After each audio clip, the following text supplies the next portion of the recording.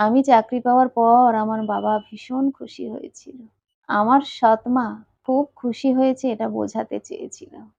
কিন্তু ভিতরে, ভিতরে যে আমার উপর আরো জ্বলে উঠেছিল তার প্রমাণ আমি পেয়েছিলাম যখন আমার সৎ মা তার মায়ের সঙ্গে ফোনে কথা বলছিল।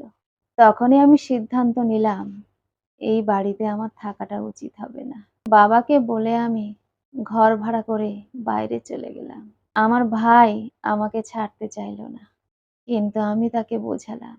কোনোমতে সে রাজি হলো। আমি আমার মতো একা থাকি, একাই রান্না করি, সেই খাবার খেয়ে অফিস যাই। এইভাবে আমার বছর ২ কেটে গেল। ভাই আমার সাথে সবসময় যোগাযোগ রাখে। ভাই সবে, সবে মাধ্যমিক পাশ করেছে। তার ভালো স্কুলে পড়ার খুব ইচ্ছে। আমাকে বলল, "দিদি, আমি তোমার সঙ্গেই থাকবো। তুমি তোমার মতো অফিস যাবে, আমি আমার মতো স্কুলে যাব। আমি আর এখানে থাকবো না দিদি। আমার এই স্কুলেও থাকতে ইচ্ছে হয় না। এই স্কুলের বন্ধুগুলো যেন সব কেমন। আমি ভালো রেজাল্ট করেছি বলে আমার সঙ্গে কেউ আর কথাই বলতে চায় না। আমাকে নিয়ে ফিসফাস করে। আমার ভালো লাগে না দিদি। আমি আরো ভালো স্কুলে পড়তে চাই। তুমি কি আমাকে সাহায্য করবে?"